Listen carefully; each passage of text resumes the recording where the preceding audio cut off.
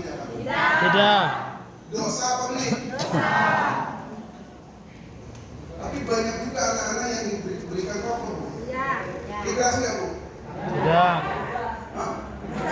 Dikasih nggak, Pak?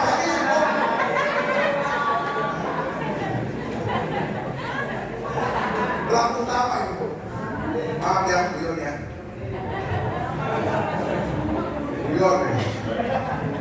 Jadi kalau kamu disuruh untuk beli makanan, ternyata belinya rokok, berarti kamu tidak.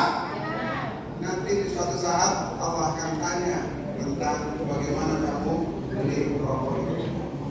Karena Anda tidak lagi aman.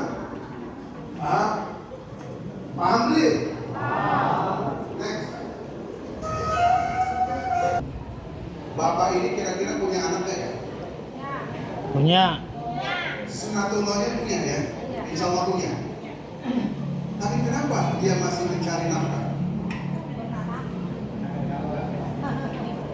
Karena kebanyakan anak setelah menikah tidak pernah peduli dengan ibu bapaknya. Dia hanya peduli dengan istrinya. Padahal yang harus dimuliakan adalah orang tuanya. Gitu. Saya ambil gambaran. Kalau bapak kita, ibu kita usianya sudah mulai sepuh, maka ini sesungguhnya adalah tiket surga kita. Kalau kamu melayani ibu kamu, bahkan sampai maaf membuat kotorannya dengan tangan kita, surga kamu semakin dekat. Dulu kamu pun sama dicebokan ibu kamu. Bapak kamu lagi makan berdua, kamu lari sana, lari sini, balik sambil mainan, tahu-tahu nojol. Ibu, kira-kira ibu marah nggak? Enggak. Bapak marah nggak? Enggak. Kotoran kamu itu mah diambil dengan tangan bapak, diambil dengan tangan ibu, anaknya kemudian diangkat, kemudian dicebokin dan dibilang kamu anak pintar. Padahal dia bilang anak. Terus saya ibu. Maka nggak adil kalau kemudian bapak kita, ibu kita mulai sepuh, kita meninggalkannya. Karena faktanya anak-anak banyak meninggalkan orang tuanya ketika dia sakit. Banyak anak-anak membuang ibu bapaknya sendiri karena sudah merasa risih dengan ibu bapak.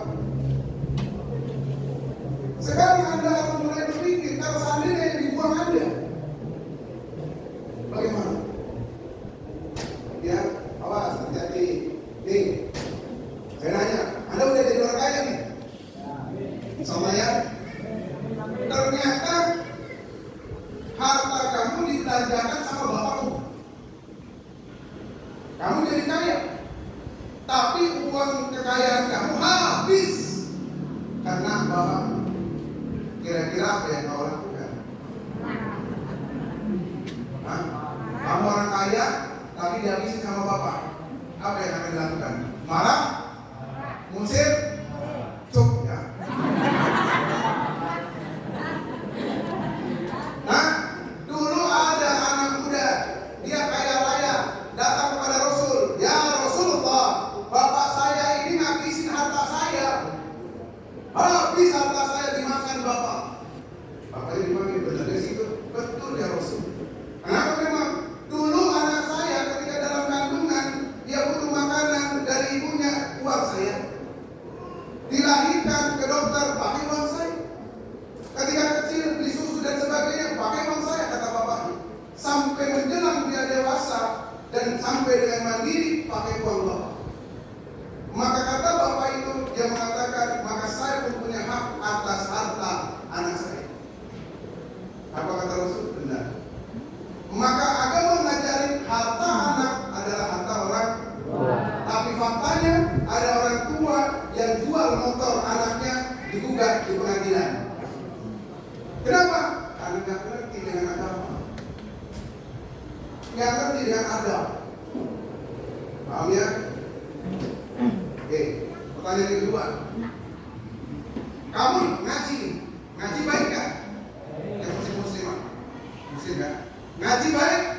Baik. Begitu ngaji, pulang jam 10, pengajian itu kan malam, jam 8 mulai, jam 9 mulai, pulang jam 11. Betul?